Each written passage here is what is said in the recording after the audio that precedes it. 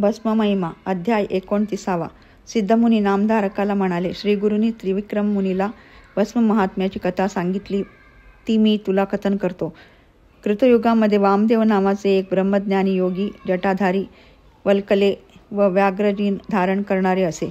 आपले घरदार सोडून अनेक क्षेत्रामध्ये हिंडत एकदा क्रौचारण्यामध्ये येऊन पोहोचले. तेथे अकस्मात एक मनुष्यादी जीव भक्षण करणारा भयंकर ब्रह्मराक्षस त्यांना खाण्याकरिता त्यांच्या अंगावर धावून आला.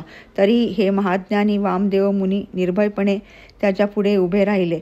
दांत ओठ खात त्या भयानक राक्षसाने त्यांना मिठी मारली आणि काय आश्चर्य पहा, मुनीच्या अंगावरील भस्म राक्षसाच्या अंगाला लागताच त्याच्या जन्मांतरीचे पातक जाळून गेले आणि राक्षस ब्रह्मज्ञानी झाला.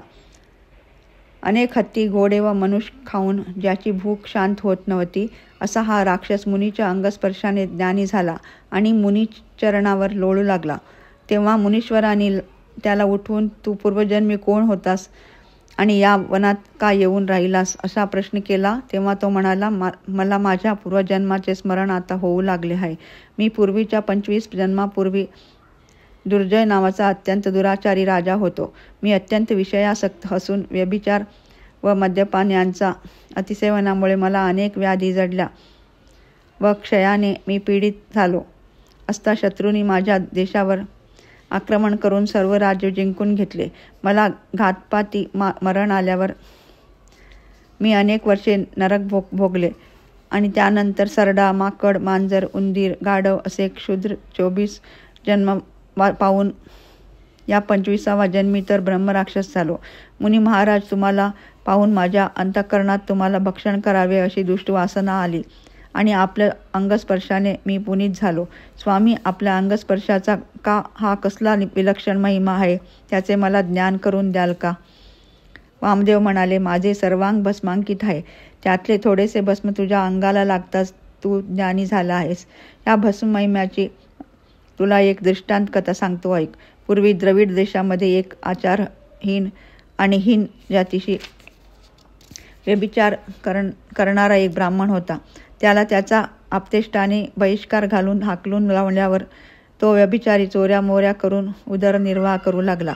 अशा स्थितीत एक हीन जातीचा मनुष्याने त्याचा वध करून त्याचे प्रेत एका अघोर जागी नेऊन टाकले होते. भस्माच्या ढिगावर बसून राहिलेल्या कुतरड्याला त्याचा कुजलेला प्रेताचा घाण वास आला आणि ते त्या प्रेतावर बसून ते फाडून खाऊ लागले. यामुळे झाले काय तर त्या कुत्र्याच्या अंगाला लागलेले भस्म प्रेताच्या कपाळाला, छातीला वगैरे ठिकाणी लागले. यमकिंकर त्यांचे लिंग शरीर ओढून नेत होते. इतक्यात शिवदूतही ते घेऊन जाण्याला तेथे आले. त्यांना पाहून यमदूत पळून गेले आणि यमराजाला ही कागाळी त्यांनी सांगितले असता यमराज आपल्या दूतांना म्हणाले, दूतांनो, एखाद्याने अपरंपार दोष केले असले तरी त्यांचे शरीर भस्मांकित असते किंवा रुद्राक्ष माला धारण केली असली तर यापुढे त्याला आणण्याकरिता जात जाऊ नका. वामदेवाने असा भस्म महिमा सांगितल्यावर त्या ब्रह्मराक्षसाने त्यांना साष्टांग नमस्कार केला आणि म्हणाला, स्वामी, माझा उद्धार करा आणि भस्मधारण करण्याची पद्धती व त्याचा मंत्र मला सविस्तारपणे सांगा. नंतर वामदेवानी त्याला भस्म महिमा व त्यांचे विधिविधान अगदी सविस्तरपणे सांगून ते म्हणाले, विधिपूर्वक भक्तीने जे भस्म लावतात ते दैवलोकी सुद्धा वंद्य होतात. शेवटी वामदेवानी त्याच्या कपाळी मंत्रपूर्वक असा भस्माचा त्रिपुंड लावला आणि तो राक्षस उद्धरून गेला. येणे प्रमाणे श्रीगुरुनाथांनी त्रिविक्रमाला भस्ममहिमा कथन केला.